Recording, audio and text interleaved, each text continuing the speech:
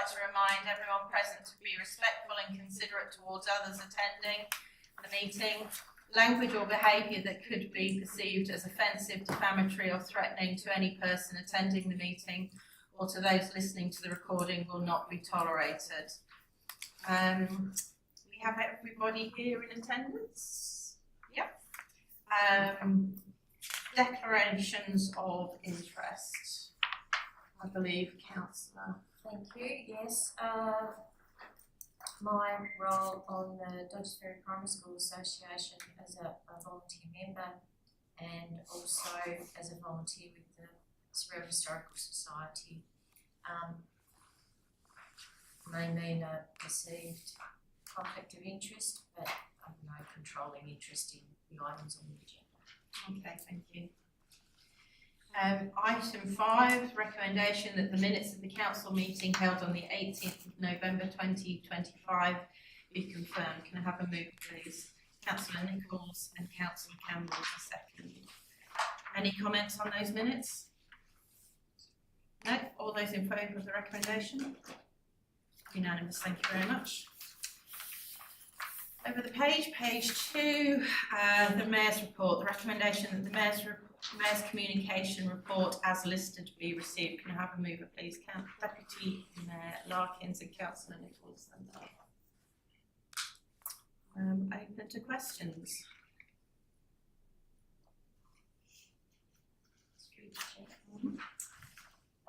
The official opening of the University Study Hub was great to see, and to see that Federal Minister Jason Clare was here. Were there other broader issues around school funding discussed at all? I'm aware that federal funding, there's some question about federal funding for schools flowing to schools, direct to schools. Perhaps. No, there was no conversation, or I didn't have a conversation with him about school funding. I did talk about the expansion of the community at Dunalley, and the need to be aware of the growing population and the changing catchment, including Primrose for Dunalley, and the Dodges Ferry Primary again has funds for a development at the moment, but that soon will be reaching capacity as well. And we also talked about the benefits of the redevelopment of Sorell School, how that's had a really positive impact on staff and students and culture within the school and student outcomes as well. And we had a brief conversation about the potential of the other Christian and Catholic schools which are proposed for Sorell in the future. Thank you. Through the Chair, could you enlighten us on the European WASP management meeting that you went to, please? Yes, so that was a industry arranged, pest control industry arranged project. And it was an invitation to those impacted, the producers that are impacted by the European wasp. And I hadn't actually realised how much the wasp damaged their harvest, reducing their harvest, I think up to 60% in one case 1 year. Wow. And how modern methods are specifically targeting the European wasp with no residual damage to our native bees or wasps. And it's how to manage the species at the different times of year as well, when the different queens and workers are active, and it was really interesting. Yeah. And really did highlight that the pest control were pretty confident that this is something that can be a species, invasive species that can be eradicated. That's good. Especially in sort of the more residential areas, and there was a bit of a request to councils to advocate on the producers and for those that do the appropriate pest management to talk to the parks and encourage parks to take up the baiting and eradication schemes. Okay, thank you. Anything else? No? Everyone happy with my report? All those in favour of the recommendation? Unanimous, thank you very much. There are no supplementary items. Item 8, the workshop report is there before you. No councillor questions on notice or motions. Item 11, work group reports. Recommendation that the work group reports as listed be received. Can I have a move, please? Councillor Reid and Councillor Nichols. Thank you very much. Open the floor to questions within the work group reports. Councillor Reid. Thank you. Question for the CEO about the Men's Shed special meeting and the outcome. Through the Mayor, that was deemed necessary by the Men's Shed to get clarity of the members' view on the relocation project to Penna. It was a fairly energised meeting.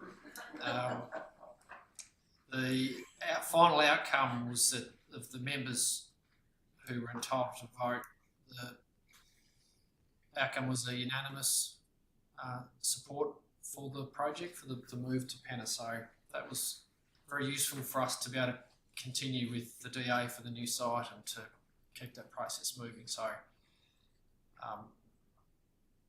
that was a very quick summary of an interesting meeting. Thank you. Could I have a follow-on question from that? The future of the Lions Club, is there anything that we need to know? Through the Mayor, actually between the Mayor and Jess there across it better than I am, it's looking more likely that Lions will look to use existing facilities in the Memorial Hall principally, rather than out where the Men's Shed are going to go. It's just working through some details around storage of some items and some equipment they may need, and if we can do any minor upgrades to some sort of bits and pieces in the Memorial Hall to make their life a bit easier. So it's otherwise tracking along okay, I believe. They've got a lot of stuff. Okay. Any more questions for the Councillor Reid? Thank you. If I a second question, the Greater Hobart Sport and Recreation Infrastructure Strategy Project Group. How did that go, and what's the implications for Sorell? Through the Mayor, implications may be significant for us. So, benefit of hindsight would have been great if that project had been commenced and concluded before we did the review of the master plan for South East Sporting Complex out of Pembroke. It's not fatal. The timing of our project is such that we will at least get a first draft of this Greater Hobart body of work during January, which would be really helpful. So it's a very interesting and relevant project for us because so the 6 councils involved, so the 4 metros plus Brighton and Sorell, we're all jointly funding it. Have engaged a very good consultant from the mainland who's done these all around the country, and it's revealing some truths that may not previously wanted to be heard by some around distribution of assets and age relative to distribution of population and growth forecasts and ageing forecasts as well. So they're dealing with national, state and local bodies plus members as well. So it's really helpful to have that broader Hobart understanding before we confirm ours, because these the recreation assets are worth, as we know, lots of money, and councils historically have compete against each other for them, and in some instances I think they may well be unsustainable investments for councils or unsustainable assets for councils. So this will require a commitment and an undertaking for those 6 councils to then basically abide by what the strategy recommends. That's going to be the challenge, because either governing bodies or groups will can play councils off against each other, and councils will try and get funding, and it's The intent is to take a regional approach. because of the high upfront costs and high asset life costs of those sorts of assets. And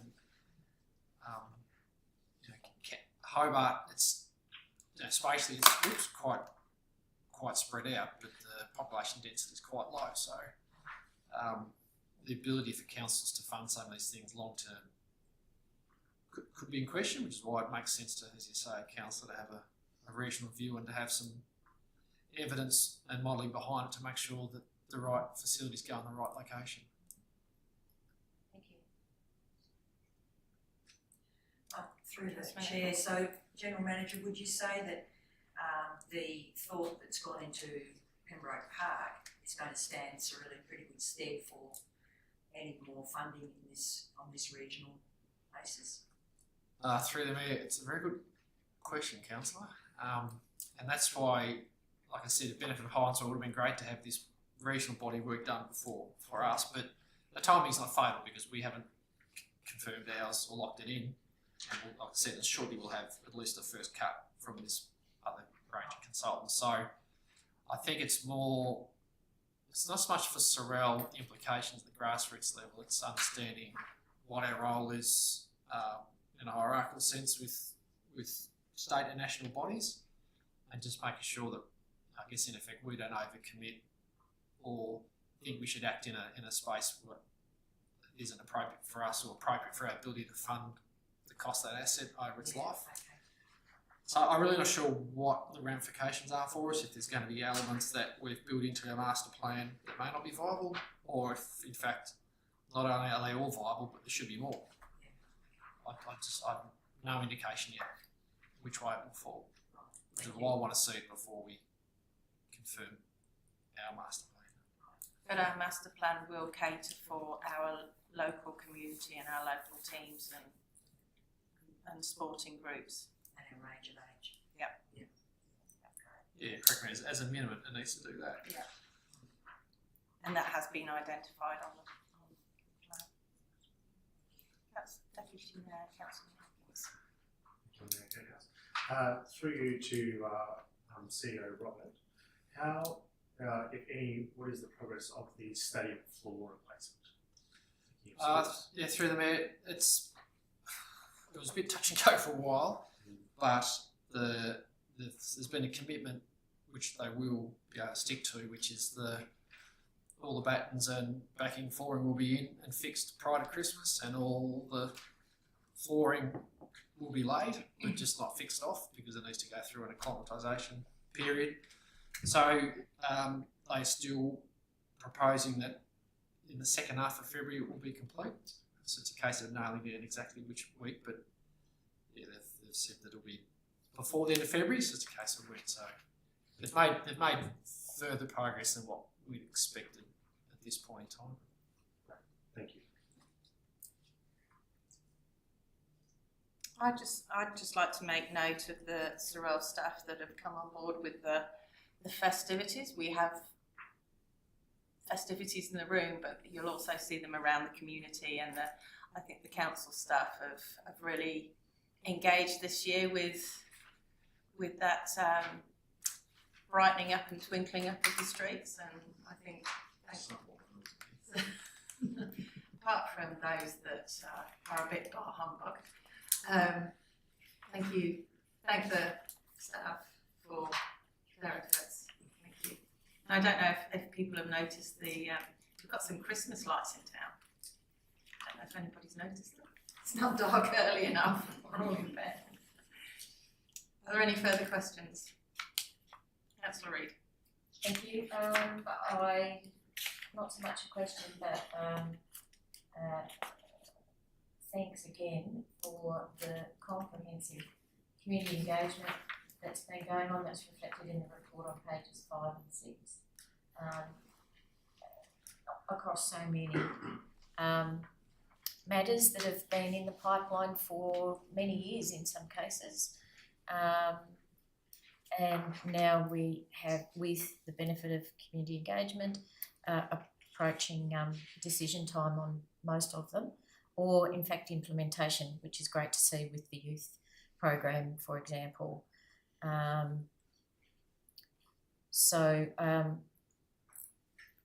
Congratulations again to everyone involved in the journey to get to this point. It's great to see. I should just point out, if I could, Mayor, sorry, just in terms of Stacey Gath is the manager of community relations, has been doing it without a number of resources for a few months now, so I commend her because she's still got the stuff out in time and done to a very high standard. And now, just this week, they've been able to commence some new roles, which is great. So, yeah, just thought I should acknowledge that because it's just been a fair bit she's been dealing with. Councillor Merrick-Sada. Thank you. A question please on page 5 about the 2 part-time youth development officers appointed, and the question is maybe for the general manager, if the reason to hiring 2 as opposed to 1 full-time. Through the Mayor, it was based on the applications we received. It was open for full-time or part-time employment, and the 2 successful candidates both were interested in part-time.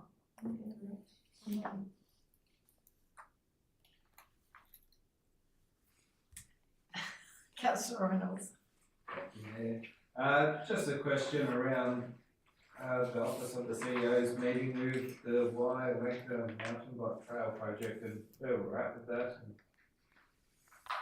Through the Mayor, so that a couple of years ago we received some federal funding to do a strategic plan between Lamorne Spring Bay and Sorell, which was done. And then last year's election, state election, we got some additional funding to do the business case, which was completed in July. So there's increased interest and momentum from Lamorne Spring Bay to help facilitate the project. It's in the vicinity of a $5 million capital cost and around about $500,000 per annum spread across both councils' operating costs over the life of the asset at this stage. So now it's a case of progressing an MOU between the 2 councils to go out and try and attract funding for it, and to make sure both councils, if they're successful in getting the funding, that they can afford the upkeep of it into the future. And I suspect what happens with Willanka Road in the Sorell municipality will be a key matter that state and or federal governments will be interested in as to who looks after it, because at the moment it's not us. Is it proposed to follow the current Willanka Road, or is it to go off to be the track? Through the Mayor, it's principally the western side of Willanka Road from Callaby through to, I think it's Edwards Quarry, just south of Orford.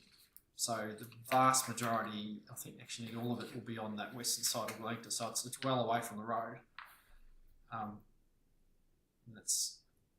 It's useful in an accessibility sense for emergency vehicles or just access, that there's so many ways to get to it from Willanka Road. But yeah, now with the business case done, and both councils sort of released across that level of detail that will increase their efforts through the Office of the Coordinator General and through state and federal members to try and see what funding may be available to have it good. Thank you. Anything more? No? In which case, can I put that recommendation to the vote, please? All those in favour of the recommendation? Unanimous, thank you very much. The petition still to be actioned, Blue Lagoon Management Plan, No change to that. Item 14, land use planning, the Mayor advised in accordance with provisions of Part 2, Regulation 29 of the Local Government Meeting Procedures Regulations 2025, the intention of Council to act as a planning authority pursuant to the Land Use Planning and Approvals Act 1993 is to be noted. In accordance with Regulation 29, the Council will act as a planning authority in respect of those matters appearing under item 14 on the agenda, inclusive of any supplementary items. Item 14.1, the Sorell Planning Authority minutes. Recommendation that the minutes of the Sorell Planning Authority SPA meeting of the 18th and 25th of November 25 be noted. And move please. Secretary Hopkins and Councillor Reid second. All those in favour of that recommendation? Unanimous. Thank you very much. Over page 10, item 15 under governance. 15.1 Southern Beaches Community Facility Options. The recommendation that the Council resolves to undertake community engagement to assess the need for an additional community facility in the Southern Beaches to be undertaken in 2026. Can I have a move, please? Councillor Tronius and Councillor Reid. Thank you very much. I think it's a very good idea to go to the community and ask them what they require rather than assume what suits the needs now and into the future. Are there any comments or questions on this item? Just a quick comment in that this is in response to community concern over Ferry Hall, and I think it's an excellent response by Council to acknowledge and give community the opportunity to make their message known and heard. Yeah, absolutely. And it's quite a comprehensive report again, so thanks to the Council for putting that together, the whys and wherefores. Any other comments? I suppose I'd just like to say the discussion would be saving Ferry Hall versus a new build to cover the increased population in the area. So it's going to be interesting to see what the majority will prefer. I think the way we ask the question, it's not an either or it's not what would be best in terms of an imaginary facility or other. So rather than having to choose one or the other. That's what it. Thank you. Yeah, further to that, thank you for the comprehensive report that spells out the issues for consideration, and it's a matter that interestingly we have had overlooked in our social strategy to some extent because it involved the community, the shared community facilities at the school, which we considered as part of the disposal process, and this is part of the implications of that. It's shone a light on the need for community facilities and the different options available. It's been interesting as from the history of the community and the history of Ferry Hall and the rec centre and so on, that through the 80s and 90s was the community that lobbied for and achieved these, as Councillor Trenius will remember in her time as mayor at the time. Well. And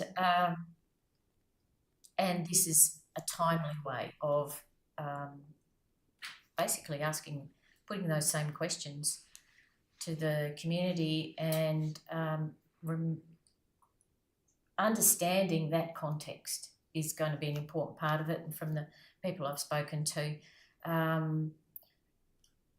that still carries a lot of meaning, and it's in terms of social impact has a lot of value in the community. It's one of the reasons for the strength of community connection that's there, and it's one of the reasons it's such a vibrant and growing place. So a very timely response from council here. Thank you. Absolutely, and noting that the school gym is still available for continued use. We're not losing the access to the gym. It will still be as is. So, there's no further questions. All those happy with this recommendation to undertake community engagement? All those in favour? Unanimous, thank you very much.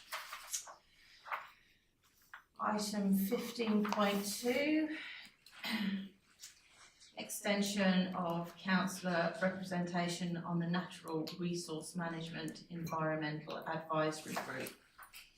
Recommendation that the council resolves to extend the current councillor representation of Melinda Reid, Chair, and Mayor Janet Gatehouse on the Natural Resource Management and Environmental Advisory Group through to October 2026. Can I have a mover, please? Councillor Shannon Campbell and Deputy Mayor Larkins. Thank you very much.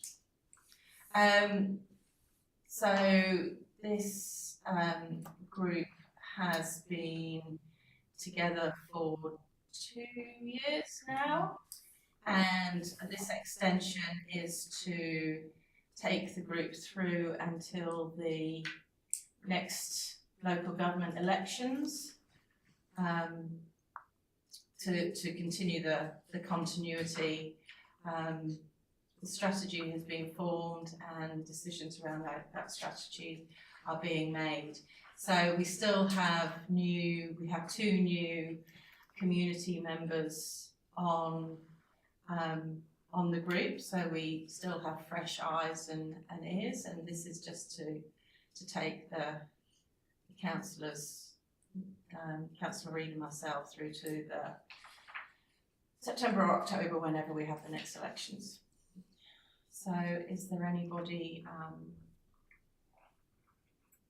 are there any questions on this? No? All those in favour of that recommendation? Unanimous. Thank you very much.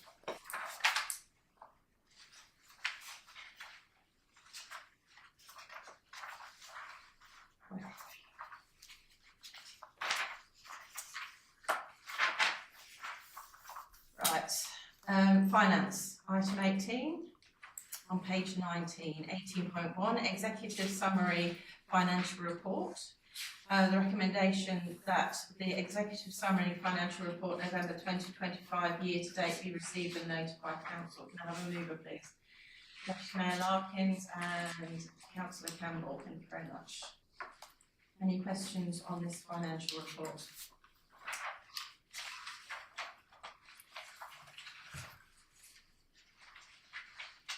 Again, comfortably concise and explanatory.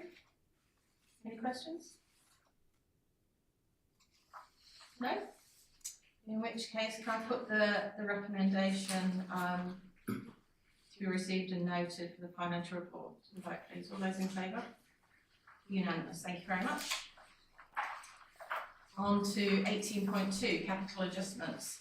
Recommendation that the council resolve pursuant of section 82 of the Local Government Act 1993 to accept and adopt the below adjustments to the 2025-2026 capital budget adjustments. Can I have a mover, please?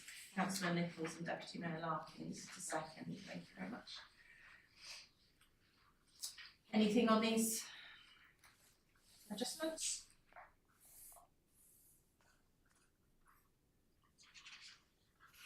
All looking hard at paper? Are we all happy?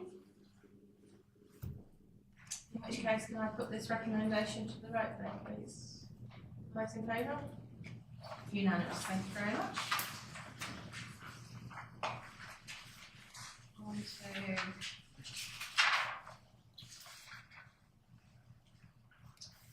Page 40, 18.3, Sorell Audit Panel Work Plan. The recommendation that the Council resolve to receive and note the 2026 Audit Panel Annual Work Plan in accordance with Section 9 of the Audit Panel Charter. Can I have a mover, please?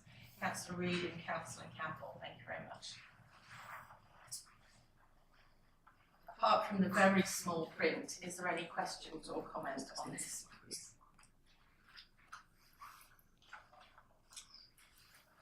A comment, if I may, through the chair. Councillor Reid.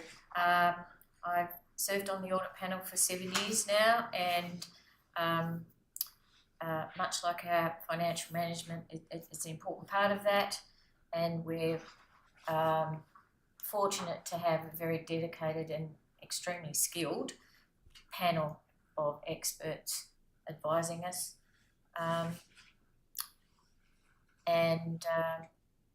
Despite the small print, it's the professionalism is to be applauded and gives us as councillors a lot of confidence, and I'm sure I don't want to speak for the general manager, but would likewise, I would expect. So. Are you happy? Thank you. So all those in favour of that recommendation? Unanimous, thank you very much. On to page 45, item 20, health and compliance. 20.1, public places policy. The recommendation that the council resolve to approve the public places policy 2025 contained in appendix 1 of this report. Can I remove it, please? Councillor Terenius and Councillor Campbell. Thank you very much. We have Greg here, if anybody has any questions. We have the expert opinion here. Any questions on this? Councillor Mirakasada. Thank you. Yes, I do have a question about the consultation that went through for this policy. Is there anything, any comments about that? Mayor, if I may answer the question. There was consultation done on the public places bylaw. This policy, there wasn't an external consultation on it. It was just a revision of the existing policy, but there was internal discussion and obviously a discussion to the council workshop for guidance. So the purpose mainly was the policy needed reviewing because of the age of the policy, but primarily it just needed to be updated so it was consistent with what was in the public places bylaw. Yes, thank you. I did go through all the changes, and is there any particular thing that prompted this, or is this just the aging of the policy that needs updating? Yeah, if I can answer the question. All council policies, and it's sort of good governance practice that as much as we endeavour to renew our policies to make sure that they're contemporary and up to date, that's mainly what motivated it. As I said, it was mainly motivated secondly by the need to make it consistent with the bylaw. So the previous bylaw, the policy was written so it's consistent with that, but there were some other things in particular like requirements that business activities on council land are only in locations that are designated by the general manager, because we were finding that we were getting requests from various different, whether it be food vans or other commercial activities willy-nilly on the sides of the road and foreshore areas and whatnot. It was much better that the policy provided guidance to those people that were inquiring or wanting to set up business or conduct activities about what council would consider as appropriate and what wasn't appropriate. In the previous policy was a little bit silent on guidance about where it was or wasn't appropriate. Thank you. Anything further? No? Everyone happy with this recommendation that the council resolves to approve the public places policy 2025? Please show hands. Unanimous, thank you very much. 20.2, Southern Beaches on-site wastewater and stormwater strategy. recommendation that council resolves to approve the Southern Beaches on-site wastewater and stormwater strategy November 2025 and agrees to consider implementing relevant recommendations into the 2026-27 annual plan. Can I have a mover for this, please? Councillor Reid and Councillor Terenius to second. I think it's a very good idea that we extend it to approve this recommendation to extend the investigation and or any necessary investigation and any future plan to make sure that we cover all our bases. Are there any questions on this, Councillor Reid? More a comment really that as the report on the strategy points out, it provides important certainty around questions that have been of concern for people for quite some time, and like the previous motion around the public places bylaw policy, it's providing certainty and in this case recognising the importance of everyone doing their bit and council's role in supporting homeowners to be responsible and advocating for the community. But by providing that certainty and then feeding that into our structure planning, we'll have a much clearer position for everyone. So thank you for the work it's taken quite a long time. There's been community input and a lot of consideration, great work by the consultants, and I'm very appreciative of all of that, so thank you very much. Yep, I think we are all, and it works well with our CREMP planning as well for the future. Anything further? No, everyone happy with this recommendation to approve the Southern Beaches on-site wastewater and stormwater strategy 2025 onwards? All those in favour? Unanimous, thank you very much.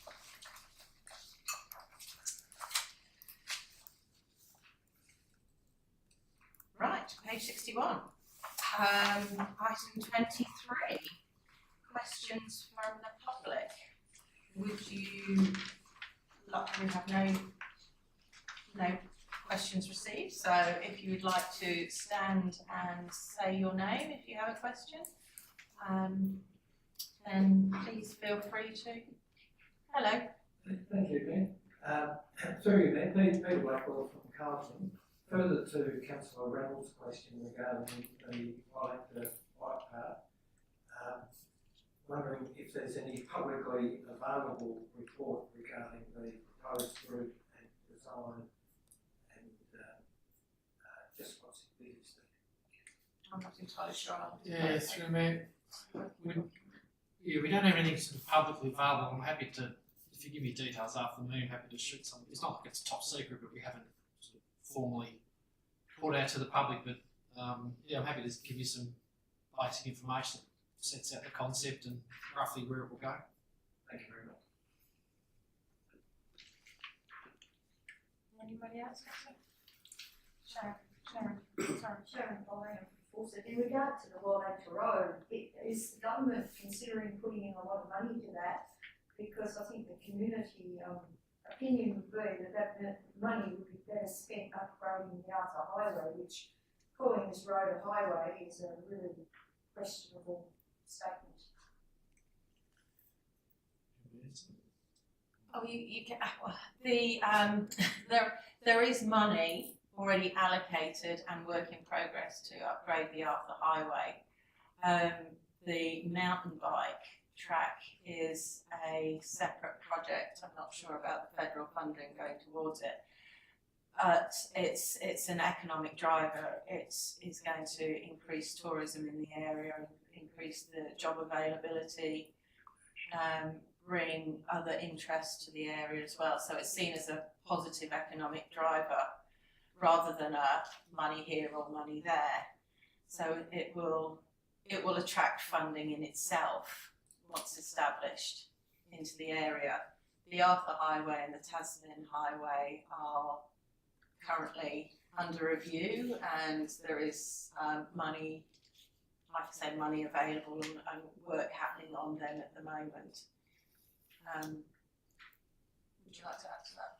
Yeah, through the mayor. So there's 200 million available for the Arthur Highway, and so State Growth are working through their corridor strategy they did a year or so ago. There's a great list of projects, that priority projects have fallen out of that body of work, and they're now working out which ones of those will be allocated to that $200 million, $250 million, sorry. And with Wailanka Road, the State Growth did an exercise, I'll say roughly 2 years ago, looking at the cost of sealing the entirety of it, and it was in the vicinity of $39 million.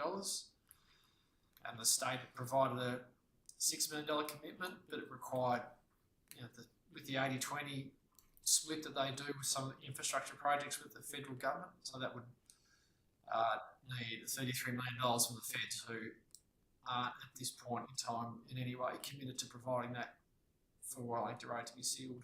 And it's also, there's an assumption that we would, well, I shouldn't say there's an assumption, there's a hope that we would take it on as a council asset, which to date this council hasn't supported. Glamorgan Spring Bay have already taken on the responsibility for it's at least 2/3 of the roads in their municipality. You state 250 million on the Arthur Highway. It might sound a lot, but when you look at the condition of the Arthur Highway in regard to the highways up north, and you look at the amount of traffic that Arthur Highway is carrying now, the highway is just not acceptable. It's just not coping with what it's being asked to cope with. Yeah, through the mayors, so State Growth early in the year will be putting to the public which projects they're going to allocate to that bucket of money.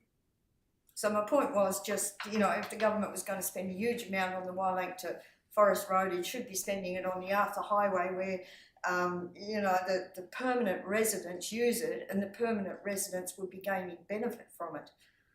That's my point of view.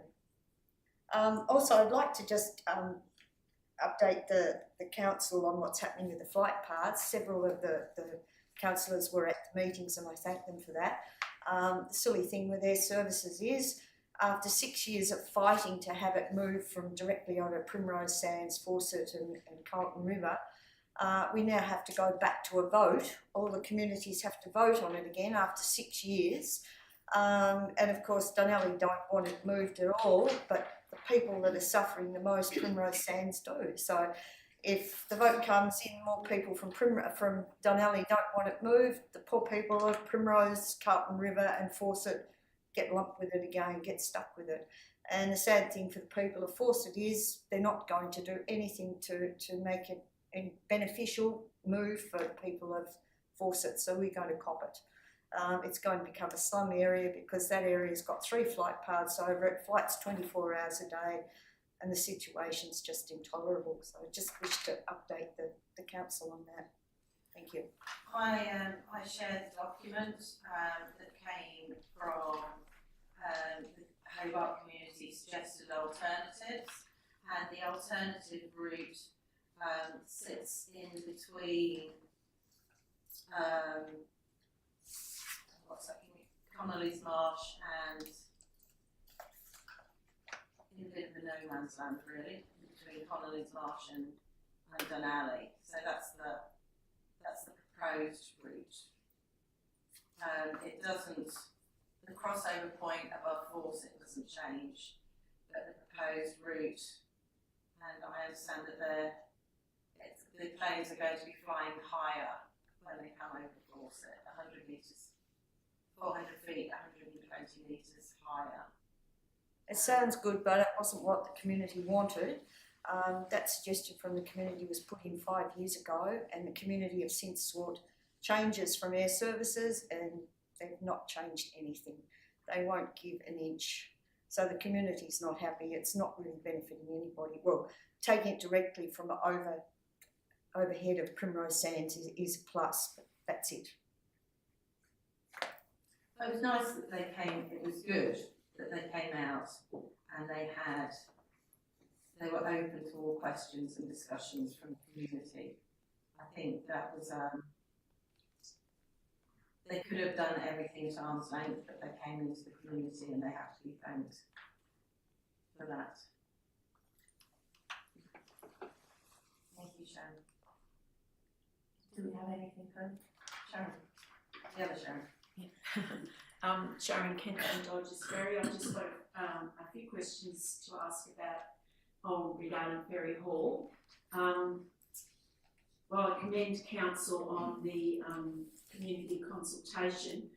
I'm curious to know how you're going to measure interest or ideas from the community during that consultation, and will there be an opportunity for people in the community that feel passionate about Ferry Hall to, I guess, to promote the vision that people have around that? I'll have to hand this over to. Through me, we haven't really worked out the methodology yet for how we'll do it. We're mindful at this point around timing because we'll be commencing the Southern Beach Structure Plan also in the new year, so we just want to make sure we don't confuse the two engagement processes. But I mean, between Jess, myself and Stacey, we've had a preliminary discussion around the process, but not the detail or methodology or the specifics of how we'll actually do it and how we'll phrase the questions, and that's to be done soonish, subject to what happens. What am I saying? Subject to it's been decided.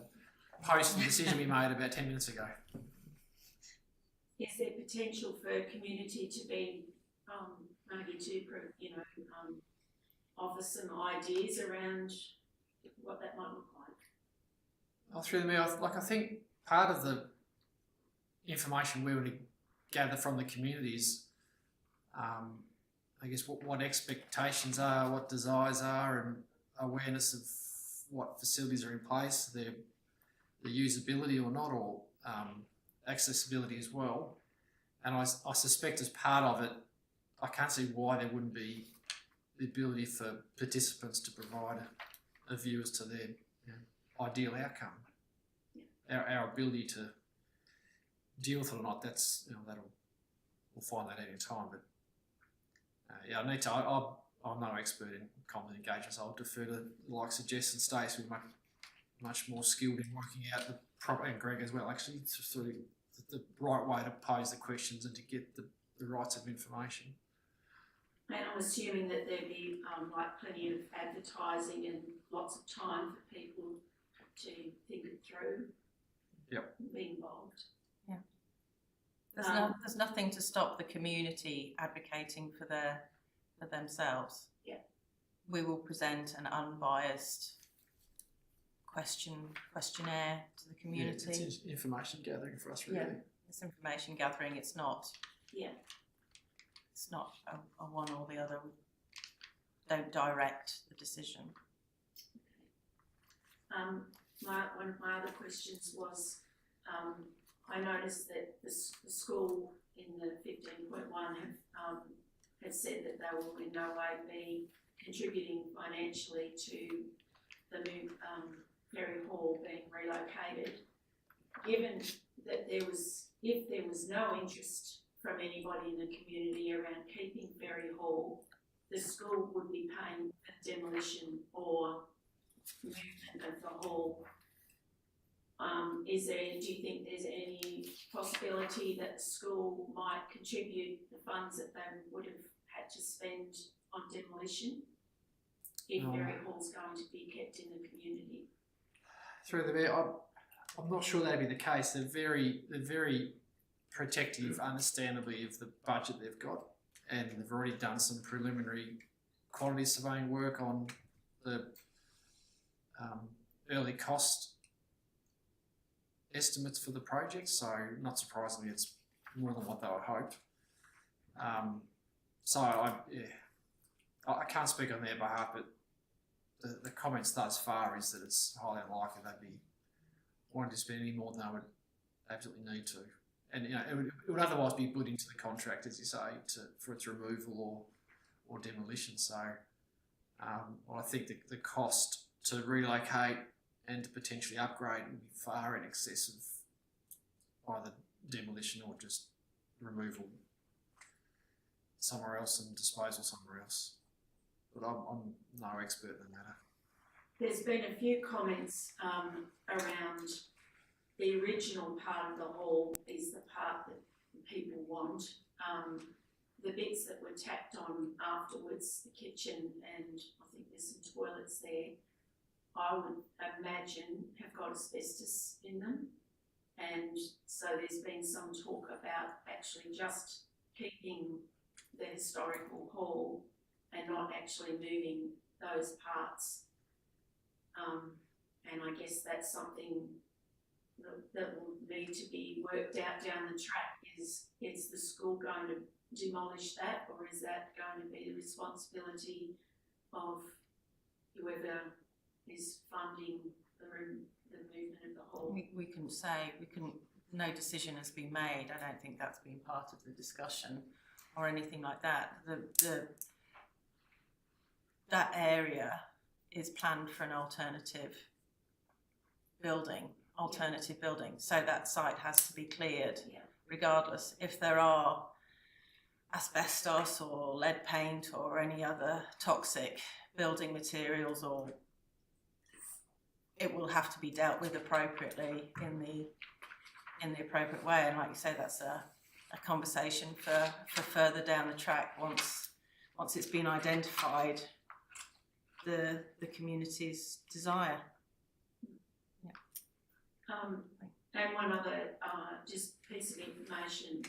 I've been chatting to Glenn Miller, who was on the O'Kine's board for a long time, and 3 years ago he was involved with like a feasibility study around moving the hall, and the quote that they were given for moving the hall was $30,000. Now obviously that would have increased from a few years ago, however it's a bloke that knows a bloke that was involved with the original moving of the hall, that has the truck with the crane on it in Fawcett, whose arm could potentially be twisted to do a deal to move the hall. So what I'm saying is the $100,000 benchmark price isn't necessarily what it would cost. Well, that's the cost to council without a friend of a friend of a mate of a mate. So that is the cost that we have to run with, rather than any other potential options. So we can't consider an alternative. That is the number if the council is to do it themselves, at least, because the upgrade from then on would be a great deal more than that. So we just have to wait. We really do have to wait for the voice of the community, and in-house consider potential options, and then move from there. Once we hear the voice of the community, we will then start to action those options, whatever they, if we can afford them, whatever they be, or advocate for them. Currently we do not have the funds just to relocate, so that's that is. The council has to consider it as is at the moment, and that is why we have that figure of 100,000. So that 100,000 was professionally quoted. Yeah. Well, I don't know about professionally quoted, but we have the skills and the knowledge within house to be able to estimate a project like that. That's the skill that the council has. Thank you. Thank you. And I'd just like to correct something I said to Sharon, the Fotheringham Sharon, about the air path. It actually goes between Connolly's Marsh and Primrose and swings round, not between Connolly's Marsh and Dunalley. So sorry, I just had to correct that.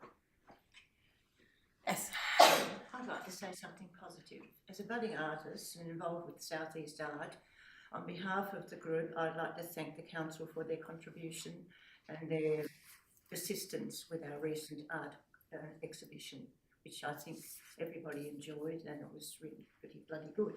It was very good, and thank you to all the volunteers for all their work as well, because I know it was a very, very long weekend for you. We're hoping to sort of do it over 2 weekends next time. 2 weekends? Okay.